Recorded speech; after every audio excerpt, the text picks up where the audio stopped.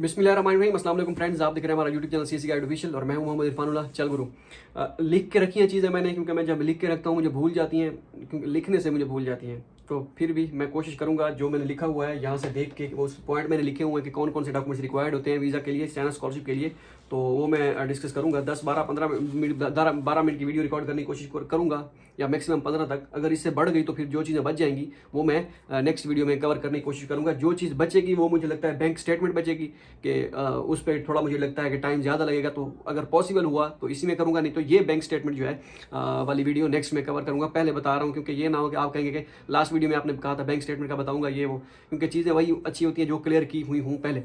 मैं नहीं चाहता कि कोई मुझे ये कहे कि भाई आपने कल ये कहा था और आज ये कह रहे हैं। मतलब अभी 1-2 दिन ही नहीं गुजरा आपने, हालांकि ये कुछ इतनी बड़ी चीज़ नहीं है, लेकिन मुझे लगता है कि जो चीज़ क्लियर करनी चाहिए वो लाजमी क्लियर करनी चाहिए, तो वो मैं क्लियर कर दूंगा। तो ये है वीज़ा डॉक्यूमेंट्स, कौन कौन से डॉक्यूमेंट्स के लिए, वीज़ा के लिए, चाइना के लिए अगर आपने आना है स्टडी वीज़ा के लिए, तो स्टडी के लिए यहाँ पे तो कौन कौन से डॉक्यूमेंट्स रिक्वायर्ड होते हैं वो मैं आपके साथ डिस्कस आप करूँगा। अब पहली चीज़, आपके पास ओरिजिनल पासपोर्ट और उसकी कॉपी, एक फ़ोटो कॉपी करानी। ओरिजिनल पासपोर्ट तो आपका होगा, फ़ोटो कॉपी उसी की करानी है, ठीक है। और फोटो कॉपी ये नहीं कि आप जैसे हम जाते हैं फोटो कॉपी शॉप पे और वो, क्योंकि पासपोर्ट का साइज़ छोटा होता है उसमें पेज का, तो वो जितना होता है उतना कर देते, उसके बाद जो ब्लैंक पेज बचता है ना उसको वो क्रॉप कर लेते हैं और फेंक देते हैं। वो आपने क्रॉप नहीं करना, जैसे आपका ऐसे समझे ये एक पासपोर्ट है, ठीक है, ये एक ऐसे समझे पेज है, ओके हो गया। तो ये नहीं कि इस पेज पे एक पूरा पेज है, ऐसे समझिए ये वो पेज है, क्या कहते हैं उसे, A4 पेज है। इस पेज पे आपका आया पासपोर्ट की वो फोटो कॉपी आई, ठीक है, और बाकी ये बच गया ब्लैंक, ठीक है। तो ये नहीं कि आपने उसको क्रॉप कर लेना है, ठीक है, नहीं क्रॉप नहीं करना, बस वो आपने वैसे ही रहने देना है, नहीं तो फिर आपको दोबारा बाहर जाना पड़ेगा फोटो कॉपी करवाने के लिए, तो वो फिर दिक्कत वाला काम है। सॉरी, ओके हो गया। ये चीज़ आपने माइंड रखनी है। इसके बाद आपके पास दूसरी चीज़ जो है वो है JW फॉर्म। JW फॉर्म का मैंने आपको बता दिया था, वो वीज़ा फॉर्म है, वो JW 2011 हो 2022 हो, ठीक है। तो वो आपके पास होना चाहिए, वो आपने ओरिजिनल उनको नहीं देना, आपने उसकी फोटो कॉपी करवानी है। तो ये जो JW फॉर्म है इसको याद रखिएगा, इसका डायरेक्ट लिंक जो बनेगा वो बनेगा बैंक स्टेटमेंट के साथ। वो कैसे बनेगा वो मैं आपको बैंक स्टेटमेंट वाली जो है जब पहुंचूंगा वहां पे, या फिर नेक्स्ट वीडियो में जो बैंक स्टेटमेंट होगी उसी के साथ JW लिंक है, तो उसके साथ सारा कनेक्ट होगा, ठीक है। तो फोटो कॉपी JW की आपने, वो आपके पास होनी चाहिए, वो आपने करवानी। ओरिजिनल भी होनी चाहिए, फोटो कॉपी भी होनी चाहिए। जितने डॉक्यूमेंट्स में ये आपके पास ओरिजिनल भी होने चाहिए, फोटो कॉपी भी होनी चाहिए, ठीक है। एडमिशन नोटिस आपने इसकी फोटो कॉपी करानी है, ठीक है, ओरिजिनल भी आपके पास होना चाहिए। ये कलर्ड हो, ब्लैक एंड व्हाइट हो, इट्स अप टू यू, कोई मसला नहीं है। कलर करवा लें फिर भी ओके है, कलर ना भी करवाएं, ब्लैक एंड व्हाइट हो तब भी चलेगा, कोई इशू भी नहीं है, ठीक है। और एडमिशन नोटिस हो गया, क्योंकि JW के साथ आपका एडमिशन नोटिस मैंने आपको बताया था, एडमिशन नोटिस होता है। एडमिशन नोटिस पे ये लिखा होता है कि भाई ये फला इसकी डेट ऑफ बर्थ है, इसका ये मेजर है और इतने साल की स्कॉलरशिप है, और ये या सेल्फ पे है, या जो भी यूनिवर्सिटी स्कॉलरशिप है CSE, वो उस पर सारी चीज़ें लिखी होती हैं। एडमिशन नोटिस हो गया।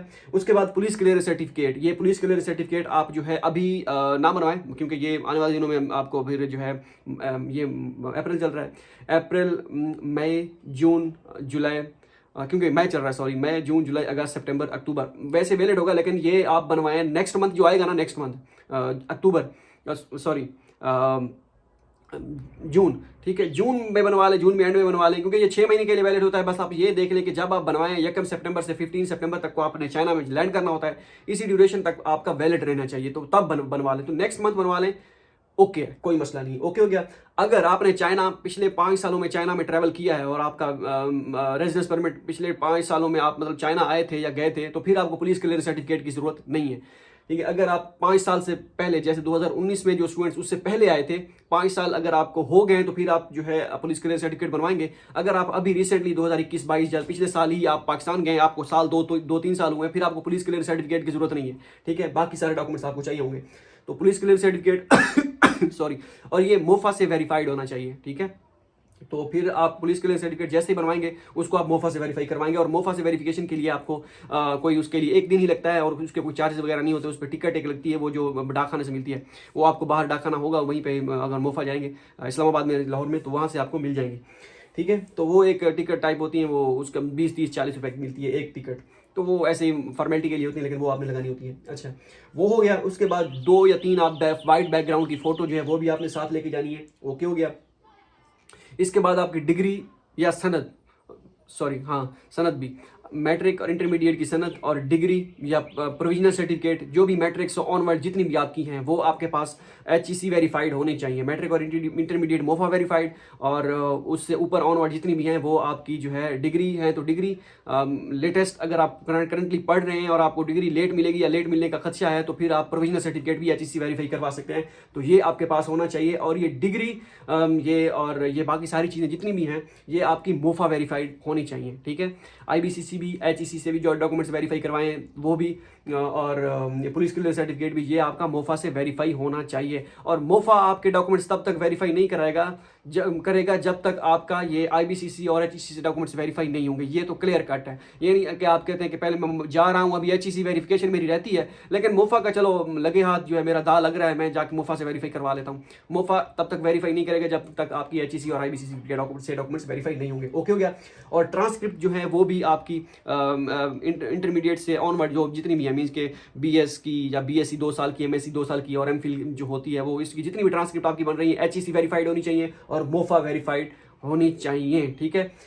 मोफा वेरीफाइड जो चीज़ें मोफा की होती हैं, जो उसकी अब होती वैलिडिटी कितनी होती है, जो मोफा से करवानी होती है, MOFA ministry of foreign affairs जो है उसकी वैलिडिटी मैक्सिमम 3 या 6 महीने होती है, ठीक है। क्योंकि वो उस पर QR कोड लगाते हैं। तो आप जैसे ही आपको डॉक्यूमेंट्स मिले मोफा से वेरीफाई हुए तो आपने एक मरतबा QR कोड स्कैन लाजमी कर लेना है, ठीक है। क्योंकि QR कोड जो लगा होता है स्कैन करेंगे, जितने भी आपने डॉक्यूमेंट्स वेरीफाई करवाए होंगे ना उसी डेट को, तो वो सारे डॉक्यूमेंट्स पे QR कोड एक ही होता है। मीन्स के उनका सेम QR कोड है, हर पे अलग अलग पैच होता है। मीन्स कि अगर आप एक दिन में जा रहे हैं और ट्रांसक्रिप्ट और डिग्री और पुलिस क्लियरेंस सर्टिफिकेट सारी चीज़ें मोफा से वेरीफाई करवा रहे हैं तो उन सब का QR कोड एक ही होगा। हर पेज पे लगा होगा लेकिन एक ही QR कोड होगा। जिस पेज को भी स्कैन करेंगे ना QR कोड को, वो आपका जो है वो एक ही सारे डॉक्यूमेंट्स आपके उसी में आ जाएंगे। PDF फाइल डाउनलोड हो जाएगी या फिर जो है ऐसे ही आपको बल्कि PDF फाइल डाउनलोड होगी, उसका कोड भी होगा, पासवर्ड भी समटाइम लगा होता है। समटाइम पासवर्ड जो है वो आपके लास्ट 5 डिजिट होते हैं आपके ID कार्ड के, तो वो आप यूज़ कर लीजिएगा अगर पासवर्ड प्रोटेक्टेड है तो, लेकिन मोस्टली होता नहीं है। तो वो आपके शो हो जाएंगे, और जो शो होंगे वो चेक करिएगा कि आपके ही हैं वाकई। समटाइम ऐसा होता है कि मोफा से वेरीफाई करवा लेते हैं डॉक्यूमेंट, लेकिन QR कोड वर्क नहीं करता। वो कहते हैं कि भी एरर आ रहा है। हाँ, जिस दिन आप वेरीफाई करवाएंगे मोफा से डॉक्यूमेंट, वो फिर उसी दिन हो सकता है आपका शो ना कराए वो वेरिफिकेशन, या फिर जिस दिन आप करा रहे हैं, आपने सुबह अगर 9, 10, 11 बजे कराए हैं तो 2-3 बजे तक जो है आपके वेरीफाई वो जो QR कोड स्कैन होगा वो वर्क करेगा, डॉक्यूमेंट शो होंगे। जो शो होंगे उसमें आपने देखना है कि आप ही के हैं। समटाइम ऐसा होता है कि वो किसी और के गलती से QR कोड आप पे डॉक्यूमेंट्स पे पैच कर रहे हैं, ठीक है। अब मैं जैसे कहूँ कि मैंने डॉक्यूमेंट्स वेरीफाई करवाए हैं, मेरा नाम इरफानुल्लाह, मोहम्मद इरफानुल्लाह, और मैं जब स्कैन करूँ तो वो कोई किसी फीमेल के डॉक्यूमेंट्स ना हो, किसी और कोई मेरे जो है जो उस दिन किसी ने डॉक्यूमेंट्स वेरीफाई करवाए हों उसी के ना शो हो रहे हो, तो वो ये चीज़ें आपने फ़ौरन आपने चेक करनी है वहीं पे, ठीक है। जैसे ही आपके डॉक्यूमेंट्स मिले, अगर तो स्कैन हो रहा है फ़ौरन भी हो जाते हैं डॉक्यूमेंट्स स्कैन, अगर ना भी हो तो वो आप उनसे पता कर लीजिए कि मेरा स्कैन नहीं हो रहा, क्या वजह है। वो फिर आपको बता देंगे कि भाई हाँ ये अगर कोई मसला होगा तो फिर बता देंगे, लेकिन मसला नहीं होगा वो कहेंगे आपको 2-3-4 घंटे के बाद जो है वो आपके डॉक्यूमेंट्स जो है स्कैन करना स्टार्ट हो जाएंगे, मतलब वो वर्क करना स्टार्ट हो जाएंगे। ये इस्लामाबाद की बता रहा हूँ सिचुएशन, हो सकता है वो पेशावर में भी होता है, उसमें उसके डॉक्यूमेंट्स फ़ौरन जो है शो कराने शुरू हो जाते हैं, लेकिन लाहौर में भी शायद हो सकता है, वेरी करता है ये। मैं इसलिए बता रहा हूँ कि आपको परेशान ना हो कि भाई, और माइंड में रखें कि ये आपने स्कैन लाजमी करना है। QR code bar code scanner से, QR कोड स्कैनर से, या WeChat में ही एक स्कैनर होता है, वहाँ से आप स्कैन करके अपने डॉक्यूमेंट्स वहाँ चेक कर सकते हैं। ठीक हो गया। मोफा वेरिफिकेशन एक दिन में हो जाती है। अगर सुबह अब अगर मोफा जाना है तो सुबह आप 6 बजे जो इस्लामाबाद में मोफा सेंटर के बाहर हो, नहीं तो आप बहुत लेट हो जाएगा, उसी दिन पूरा दिन लग जाता है। अगर आप जल्दी जाएंगे तो उसी दिन, अगर आपकी जेरी ऑफिस में जाना है तो वो फिर जा सकते हैं 12-1 बजे तक। वो मैं आपको बाद में चीज़ें बता दूंगा जेरी ऑफिस में आपने कैसे, मतलब कि क्या क्या चीज़ें हैं और क्या क्या आपने चीज़ें माइंड में रखनी है, वो इस पर एक अलग से वीडियो बनाऊंगा जब आप टाइम करीब आएगा वीज़े का। ओके हो गया, ट्रांसक्रिप्ट हो गया। उसके बाद जेरी का एक फॉर्म होता है, मीन कि गैरीज कह दें या जेरी कह दें, जो भी है, वो एक ऑफिस है। मतलब पहले तो एजेंसी कह रहा हूँ सॉरी, एम्बेसी में वीज़ा लगते थे आज से 4-5 साल पहले, अब उन्होंने फिर थर्ड पार्टी बना दी जेरी ऑफिस, वहाँ पे जाके चाइना के वीज़े लगते हैं और मुख्तलिफ और भी कंट्रीज़ के वीज़े वहाँ पे लगते हैं। तो वो एक जेरी की ऑनलाइन वेबसाइट है, मैं उस पर भी आपको बता दूंगा कि कौन सी वेबसाइट है, उस पर फॉर्म भी फिल करना है कि हाउ टू फिल जेरी office online form. CSE guide official लिखेंगे तो आपको वीडियो मेरी मिल जाएगी, मैंने बनाई हुई है कि कैसे आपने फॉर्म फिल करना है, ठीक है। वो फॉर्म आपने फिल करना है, उसको प्रिंट करना है। वो फॉर्म प्रिंट करने के बाद एक अपॉइंटमेंट लेटर होता है जेरी का, वो भी आपने वो लेना है, मीन्स के कौन किस दिन की आपकी अपॉइंटमेंट है और कौन सी स्लॉट आप सेलेक्ट कर रहे हैं, तो उसी में आपने जाना होता है। स्लॉट आगे पीछे हो जाए जेरी का इतना मसला नहीं है, तो इशू ओके है, लेकिन डेट वही हो तो अच्छा है। अगर एक दिन ऊपर नीचे भी हो जाए डेट का कोई, तो लेकिन डेट आपकी पड़ी होनी चाहिए। मीन्स कि अगर आपने फॉर एग्जाम्पल 15 अगस्त की आपकी डेडलाइन है, ठीक है, तो आप अगर 14 अगस्त को चले जाते हैं तो वो कहते हैं ठीक है, अगर उनके पास इतने वो स्टूडेंट ना हो या वो डील ना कर रहे हो, इतने बंदे ना हो, रश ना हो, तो वो कहते हैं आ जाओ, तो ओके है। लेकिन आप अगर आपकी अपॉइंटमेंट ऐसा समझे 13 अगस्त की है और आप जा रहे हैं 14 अगस्त को, 14 अगस्त छुट्टी तो मैं वैसे कर रहा हूँ, और आप जा रहे हैं 14 अगस्त को, फिर आपकी अपॉइंटमेंट में एक बार कोड होता है, वो वर्क नहीं करेगा। आने वाले दिनों में जो होता है वो वर्क करता है, जो गुजर जाती है डेट वो बार कोड वर्क नहीं करता, फिर वो कहते हैं कि भाई आप दोबारा जाओ, दोबारा आप अपॉइंटमेंट लेके आओ। तो ये चीज़ें आपने माइंड में रखनी है। ओके हो गया। तो सेम डे में जाएं तो ज़्यादा अच्छा है, और सेम डे में उसी टाइम पे और उसी टाइम जो आपने किया होगा उसी में, नहीं तो वो बार कोड का थोड़ा सा इशू हो जाता है। वो भी सेम डे में शायद ना हो, लेकिन गुजर ना की हो वो डेट, ठीक है, वो ये इसकी चीज़ का ख्याल करना है। अब ओके हो गया। इसके बाद वीज़ा फ़ी कितनी होती है? वीज़ा फ़ी जो होती है वो अर्जेंट भी होती है, नॉर्मल भी होती है। नॉर्मल आई थिंक अब जब हम आए थे उस वक्त तो 10,000 थी 10,000 थी, और अर्जेंट जो है 15,000 थी। अर्जेंट में आपको जो है या 15 से 20,000 तक होती है, मतलब विद इन 20 विद जो वैलिडिटी होती है, क्या सॉरी उसकी वैलिडिटी आ गया है, जो उसका भूल गया है। वीज़ा फ़ी जो होती है वो 20,000 के अंदर अंदर होती है, ठीक है, 20 मैक्सिमम। अभी जो चल रही है करंट आई थिंक वो 15,000 तक होगी नॉर्मल में। नॉर्मल मीन्स कि अगर आप मंडे अपना वो जमा करा रहे हैं ना पासपोर्ट, तो मोस्ट प्रोबेबली चांसेस हैं कि आपको जुमे वाले दिन जो है 3-4 दिन के बाद आपको आपका पासपोर्ट मिल जाएगा। अगर रश बहुत ज़्यादा है तो फिर आपको मंडे भी मिल सकता है, नेक्स्ट मंडे, ठीक है। अगर आप अर्जेंट पे करा रहे हैं तो एक दिन के गैप के बाद मंडे, ट्यूसडे, वेंसडे को आपको मिल सकता है, या फिर आपको जो है थर्सडे को मिल सकता है। 2 दिन के गैप के बाद आपको मिल सकता है, और उसकी फ़ीस जो है नॉर्मल से 5-6 हज़ार ज़्यादा होती है इसकी अर्जेंट की, ठीक है। तो ये अब आप उसी पे लिखा होता है, जो फॉर्म आप फिल करेंगे ना जेरी, आपको कैसे पता चलेगा कि अर्जेंट पे अप्लाई करना किस पे? जो जेरी का फॉर्म फिल करेंगे उसमें लिखा होगा कि भाई अर्जेंट सर्विस या नॉर्मल, आपने नॉर्मल सेलेक्ट करना, तो आपको कोई इमरजेंसी इतनी है नहीं, वो मिल जाएगा, हफ्ते के अंदर अंदर मिल जाता है, कौन सी कोई इमरजेंसी होती है, ठीक है। वो मैं आपको बाद में बता भी दूंगा कि फॉर्म कैसे, और उसके बाद अपना स्टेटस भी आप चेक कर सकते हैं कि आपका कहाँ तक प्रोसेस हुआ कंप्लीट। एम्बेसी में पहुंच गए, एम्बेसी से वापस आपका जेरी ऑफिस आ गया, passport can be collected, means कि आप पासपोर्ट जाकर कलेक्ट कर सकते हैं। और सम टाइम वीज़ा नहीं भी लगता, ये भी आपने याद रखना है कि क्या चीज़ें चेक करनी है पासपोर्ट जब आपने रिसीव करना है, ठीक है। इस पर मैं एक अलग से वीडियो बनाऊंगा, उसमें आपको सारी डिटेल बताऊंगा। हो सकता है क्या कौन से एक्सपेक्टेड सिनेरियो हो सकते हैं जिससे वीज़ा रिजेक्शन, या फिर आपने इस चीज़ का ख्याल रखना है कि आपने जब पासपोर्ट लेना है तो चेक कर लेना है वीज़ा लगा हुआ है या नहीं, ठीक है। उसके बाद है जी कितने दिन में मैंने बता दिया 3-4 दिन लगते हैं मैक्सिमम। आप नॉर्मल सर्विस पर अप्लाई करेंगे तो मैं आपको सबको सजेस्ट यही करूँगा कि नॉर्मल ही सर्विस अप्लाई कीजिएगा, और उसमें 4-5 दिन के बाद वो जो है आप कर सकते हैं। उसके बाद क्या होता है कि पासपोर्ट रिसीव कोई और कर सकता है, क्योंकि 4-5 दिन या हफ्ता हम लाहौर या इस्लामाबाद नहीं रह सकते, क्योंकि हमारा या कराची में भी होता है, ये 3 ऑफिस हैं इनके। तो क्या हम कर सकते हैं इस तरह, अगर कोई और रिसीव कर जाए, मेरा कज़न वहाँ पे रहता है, वो उसको मैं उसको कह दूँ वो जाके रिसीव कर ले, क्योंकि हफ्ता उनके घर रहना और ये पूरा बर्डन उन पे डालना तो बड़ा मुश्किल दिक्कत वाला काम होता है। या हमारा कोई जानने वाला नहीं है, जैसे हमारा क्या कहते हैं लाहौर तो कोई नहीं था, ना भी कोई है कोई करीबी, बहुत ज़्यादा करीबी जिसके पास जाके 2-3-4 दिन रहा जाए। होते हैं दोस्त वगैरह निकल आते हैं, लेकिन अच्छा नहीं लगता 4-5 दिन उनके पास रहना।